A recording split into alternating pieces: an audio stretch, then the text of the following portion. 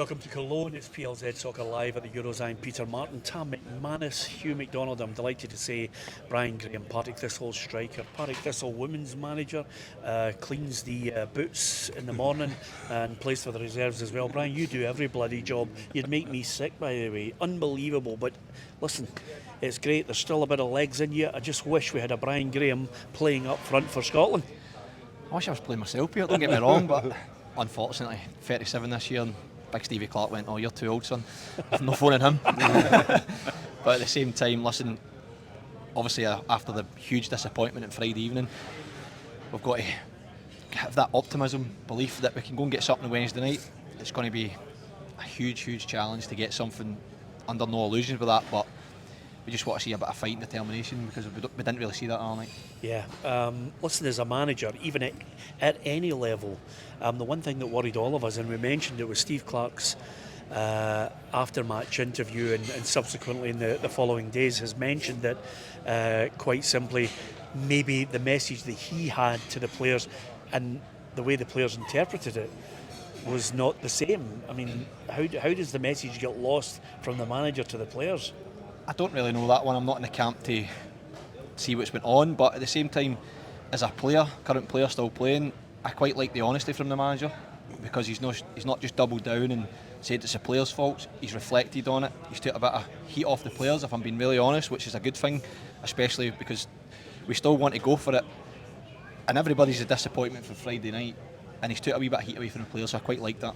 Yeah, Hugh, we're here in Cologne. It's certainly a different feel about this one, because Munich, it's a beautiful city, architecture absolutely fantastic, very clean city. The stadium was just unbelievable.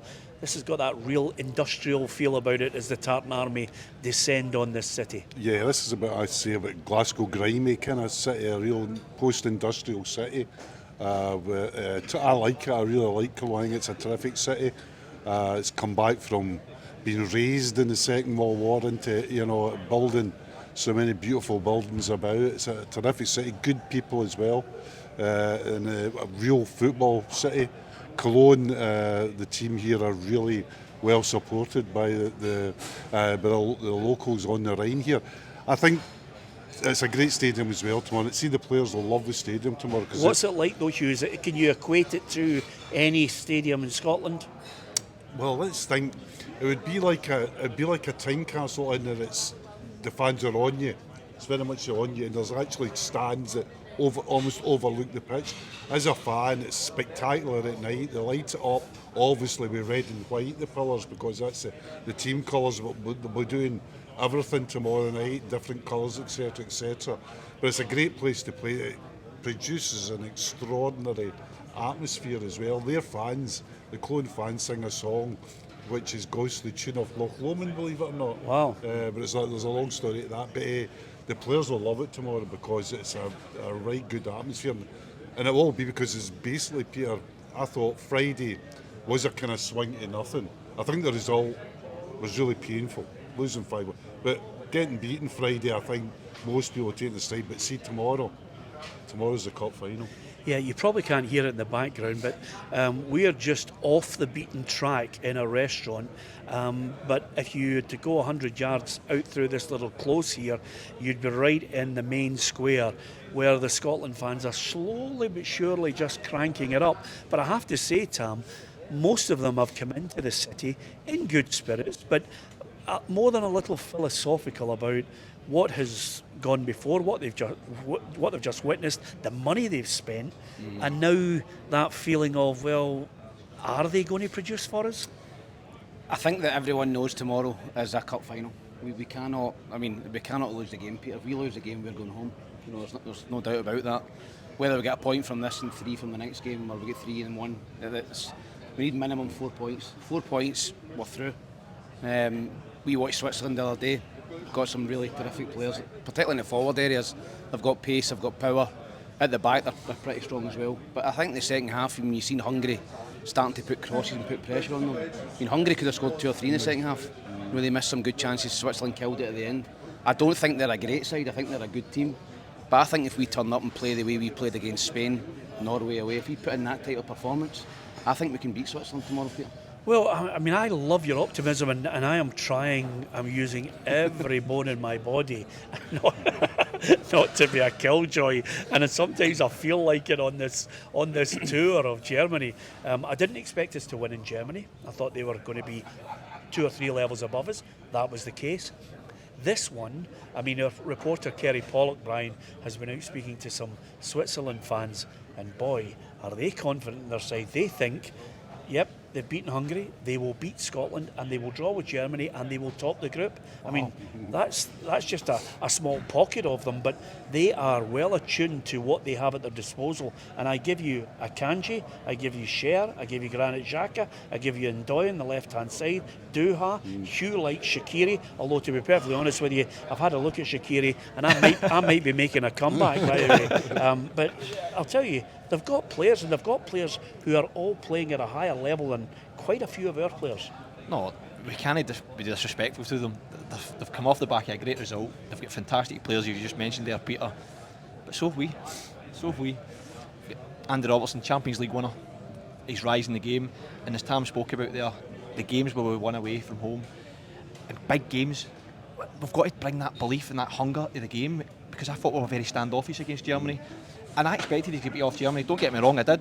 I wanted to see a goal in the stadium with my wee boy, and I managed to do that. Even though it was an own goal, we still got to celebrate a goal. Yeah. But now for me, the tournament starts tomorrow night. This is where I was fully focused on the next 2 games, where I'm going home on Thursday morning for training on Friday. I want to see us win Wednesday night, so me and the wee man can celebrate it. Memories of a lifetime, trip of a lifetime, and for me that's what it's all about. And as you said, you see the 100 yards away, the fans out there and their numbers, everybody walking about still with smiles on their faces, optimism's through the roof, and we'll bring the noise again. I'm looking forward to the march up to the stadium. I'm really looking forward to that, but I hope the players see it, because I think they'll be disappointed, they'll be hurting as well, don't get me wrong, and they see us marching up there, they can get on the bandwagon and they can go out and produce it for us. I'm going to mention your little boy because he looked absolutely resplendent in his full Scotland kit. Daniel is obviously Brian's son. He's super excited. He's been for a swim. He'll be in that stadium tomorrow night. I personally hope he's not one of what I used to call the classic Sky Sports end of the game picture, where Daniel is sobbing uncontrollably and his dad going, "Dad, why did you subject me to this?" But I hope he's smiling and cheering on because... Sorry, I'm not Brazilian, wee man. That's exactly it. Brian Gremio. That's what you should have been. Yeah, exactly. If only you'd been Brazilian, but nevertheless, he's got to go there. And by the way, I don't know why I'm trying to defend him. Daniel's just got to get used to the pain that we've had from Scotland for years. But isn't it one of the great things I was talking about earlier is how many kids are here and how many young men are here, and it puts the whole thing back in context. This is a once in a generation thing. You know, this goes back to 1998. I know we had the COVID, but for the first time you can take your kid to watch Scotland in a major tournament, and win, lose and draw, this is memories for the rest of the kids' life. I mean, I'm slightly depressed about tomorrow night because it was so bad on Friday. So I'm going to spend the next 24 hours trying to find ways that Scotland can win tomorrow, and I'd be interested. Any help with that, boys? How can you? Get a lager on you. Having been sober for 20 years, that wasn't a good call. How do we win them all? I mean, who do we pick? How do we get up the park? How do we stay up the park? Obviously, we don't know what the formation is going to be, but I think we need to play James Forrest on the right-hand side, ball carrier to try and drive us forward. I know there's still that debate who's going to play up front. I felt sorry for Adams the other night, especially. I mean, Tam played that role. We know how difficult it is when you don't get the service. You do look lost at times. He was still trying to work hard. He was caught in between, do I drop in and try and help the midfield, or do I stay, keep the length on the pitch?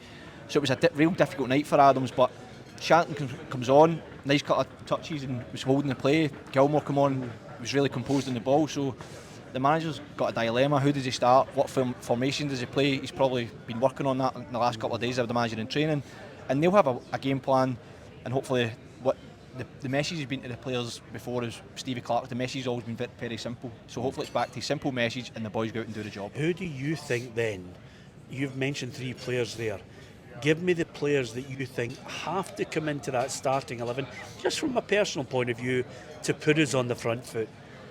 Well, if I want to play James Forrest, I'm playing 5-4-1. So then Gilmore probably doesn't start, because you probably play McTominay and McGinn in the middle, and then you might go Christie on the left-hand side with Shanklin up top for me, because I believe if we get a chance, he'll score it. And as much as we need to create the chance for him to score it, we're then putting the onus in the midfield, the wingers, even the full-backs getting forward to put balls in the box, because we need to put them under pressure. We need to play in the front foot. We need to be aggressive. We can't sit off the game and, we'll wait till they try and hurt us and then we'll go and try and play. We need to, from the first whistle, we need to be hungry after them and play passionate football. What do you make of that, Tom? I think he's right, Peter. I said it in the show the other day. I think the first 5-10 minutes, I think you'll know straight away. Me watching the game, I'll think, we're at it. If we come out and slow, I think that defeat's still lingering. I think the confidence has maybe been dented more than we all think. So I think that the first 5-10 minutes, if we can get up the park, couple of shots, corners, I think we'll have 75 to 80% of the crowd. I think we'll dominate the crowd. Now, I don't know the actual, but Scotland fans out there in terms of here. I've seen about 10 Switzerland fans and thousands of Scotland fans. I know that's not, you can't judge that, but I think that we'll have the majority of the crowd. We need to get them behind us straight away, Peter. And whether we play 3-5-2, 4-2-3-1, I don't know what formation we're going to play. I think that's irrelevant. I think Brian touched on it earlier. We need to play with a bit of passion, a bit of grit, and we need to conscious of saying flying into tackles, because Ryan Porteous flew into one the other night, but we need to go and send a message early doors and be aggressive.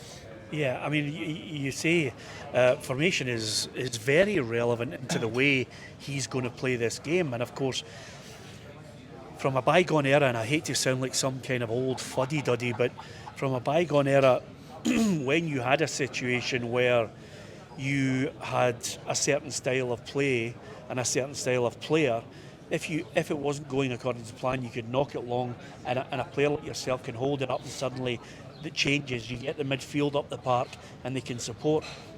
We don't have that. No. Shea Adams is not. He'll graft, he'll run. He's not that type of player. Lyndon Dykes will graft and run, and the other one is, for me, Lawrence Shanklin. Lawrence Shanklin is not a really mobile striker, and I know people will think, wait a minute, are you slaughtering him? I'm not. As you know, Brian, in the box... He's a fox in the box. He's a goal scorer. He's absolutely bang, but he's not a runabout, chase people down, guy who's absolutely the Fitbit's about to blow up. That's not him. But he's as strong as an ox.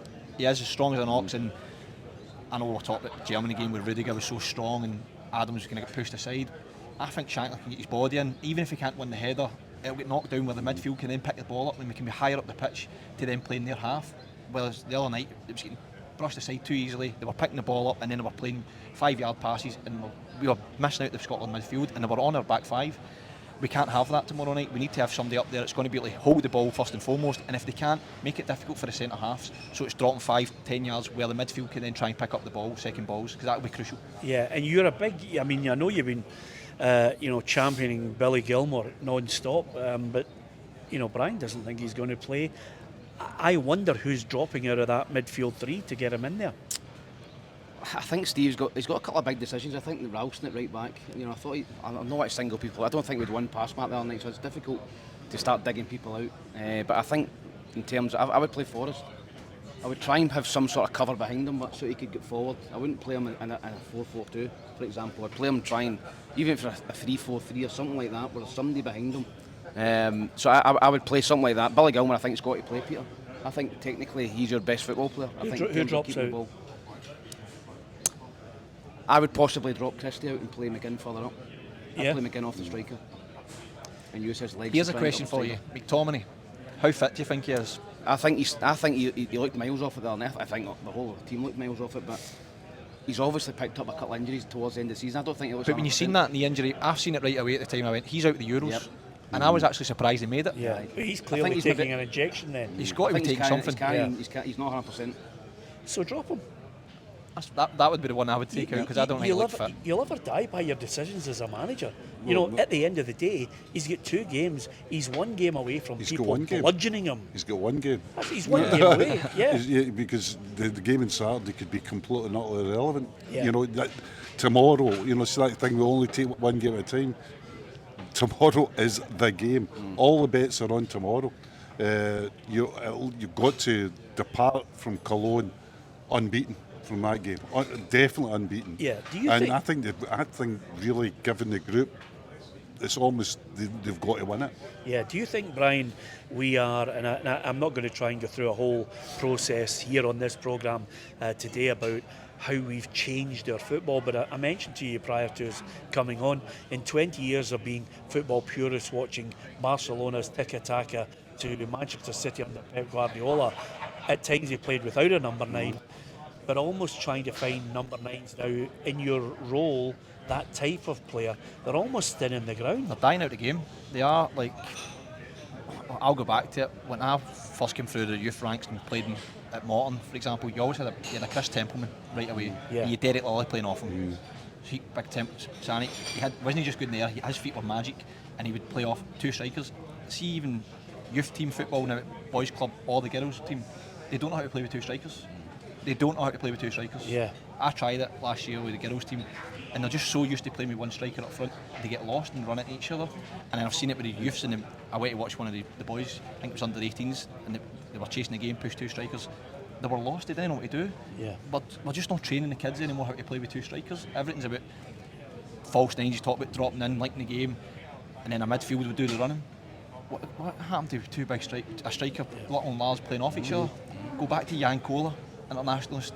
Unbelievable. You just don't see these sort of players anymore. It's no surprise to me that guys like Ibrahimovic was able to play into his late 30s, because when you are a tall powerhouse, you mentioned Jan Kola, these guys who can hold the ball in, they can still play because they bring something different that nobody else has as a I'm not going to quality. lose the pace. Eh? Well, that's I exactly never had it. any pace, that's why I'm still playing. No, But exactly. it's an interesting thing, because you mentioned Kohler. Germany, who the country with going back to Uwe Seeler, Gerd Muller, Kohler, Klinsmann, Voller, always had a 9. Always had a 9. Yeah. They played a false 9 this, Havertz. And it was only when Füllkrug came on that you were back to what we would say a normal number 9 again. Yeah, absolutely. Well, listen, Steve Clarke's he's got a big job, and we certainly hope we're certainly optimistic about the possibility of Scotland coming out. They can't get any worse. I mean, it can't get any worse than it was against Germany, although I've tried to be positive in the sense that it's time to put that to the bed, because quite simply nobody who had watched Germany really expected us to lay a glove on them. I think our biggest disappointment is the way we went about our business, so he's got to try and work on that. If he makes those changes, then he has to encounter a Switzerland side that in the first half we concede. They looked really good. Their movement was good. They had a player up front who looked as if he could cause Celtic problems in Dua. And then in that midfield area, I mean, Xhaka, everybody suggested he was dead and buried and finished after Arsenal, but boy, how wrong were they when he went to Leverkusen? Yeah, Peter, they've got some really talented players. Listen, we're under no illusions that they're going to be. It's going to be a tough game. I just don't think we can go out and pay them a lot of respect. You just need to go out, Peter, and play your game. Be aggressive. Try and get forward. Get corners. Get shots, and get the crowd behind you. As I say, I think the first 5-10 minutes, honestly, if we come out the traps, I think we'll go and win the game. But that's going to be a crucial point for me. The first 15-20 minutes, I think if we lose an early goal, we have to chase it against Switzerland. We've seen it the other day. They have, on the counter-attack, they have got serious pace. So if we score the first goal, I think we've got every opportunity to go win the game. But we just need to show the fans that the team's going to go after it. I hope they're stung by criticism, Brian, because in that game, I don't know if you noticed, but when he made the substitutions, he took McGinn off. He just looked out of it. He took McGregor off, who's been by far in the last 2 or 3 years the best midfielder in Scotland. Yep. They were hooked. As you said, managers got to make big calls, and it doesn't matter how you've done in the past. If you're not doing it in any individual game, you're off. That's the way it's got to be, and that's the way it's got to work. So I was glad when I wasn't glad about seeing the 2 guys getting took off, because I think they're 2 fantastic footballers, but at the same time, it wasn't their night. Fingers crossed tomorrow night it will be their night. Yeah, we've certainly got our fingers crossed on this one. Don't forget, you can give us your opinion, not only in the comments section below on YouTube, but across our Facebook, our Twitter as well. You can give us your thoughts on the game and how you think it's going to go, because, well, certainly as as now the Tartan Army start to make more and more noise, I think you're right, Hugh. I think, and Tam mentioned it there, I think they will dominate certainly the noise inside the stadium. Their conduct has been absolutely impeccable throughout. I mean, when you're going through and speaking to them, if we're talking about the confidence in the Swiss, all the Scotland fans are fairly realistic in there. They just want step up to the plate. Don't let us spend all this money to be sitting in a stadium realising that the last game's a dead rubber. Yeah, I really need a performance tomorrow. They really need, some. I mean, I know these players will all be trying. They just need a bit. I think it's belief. I think the belief drained in Friday night. I think very early on they found it very hard to beat the German press, and I just thought they got a bit. There was a bit of confusion. There was a bit of uncertainty, and that just crept into the whole game. I just hope tomorrow they turn up, knowing the game plan, ready to go. I think it's a really tough task tomorrow, but I don't think it's an impossible one. I think that there's reasons to believe that we could get something out of the game. There's reasons to believe that we've got players in that team that are as good as anything Switzerland have. So I'm trying to edge towards some kind of optimism here, but very, very slowly. Who do you think will come in for Porteous? Hanley. I think it's a stonewall certainty. I don't think he's contemplating anything other than Grant Hanley, despite the fact, Brian, that he hasn't had a lot of minutes. And you're talking about a striker with bags of pace, so it worries me if that's the case. But there's calls all over the pitch for me, and fingers crossed for all us and all the guys and women and children out there that we get it right, because as we spoke about earlier, it is a cup final. Yeah. And I think Tam's right, the first 10-15 minutes are going to be so crucial. If we can bring the momentum, the fight in the first 10-15 minutes, get the crowd right behind you, and try and spook the Switzerland team, just try and spook them, because I thought we were spooked the other night. Yeah, absolutely. Okay, it's time for predictions, although by the time we get to tomorrow, Hugh, with Tam, that could change dramatically, but we won't tell Brian about our change in our predictions. All we've got to do now is look and think about his team selection, think about what he's actually going to say. I mean, he's obviously his press conference and the details of it will come out a little later on with his captain. I'm going to go to you first, Hugh. How do you think it's going to go? Give us your prediction and why. I think Switzerland will win, and because I think it's very hard to make a case for Scotland to win. I don't see where our goals are coming from. We've been on when you look back, we've been on a really poor run, beating Gibraltar in 12 games. I think there's a lot of tiredness, fatigue. Now, to hear people back home shouting the ball, how can they be tired? No, I think a lot of players in that team have done an awful lot of work this year. A lot of players in the team have had a lot of injuries, and I just think this is a team that is vulnerable at the moment. I hope I'm completely wrong, but I'm looking at a team that loses goals, that doesn't score many goals.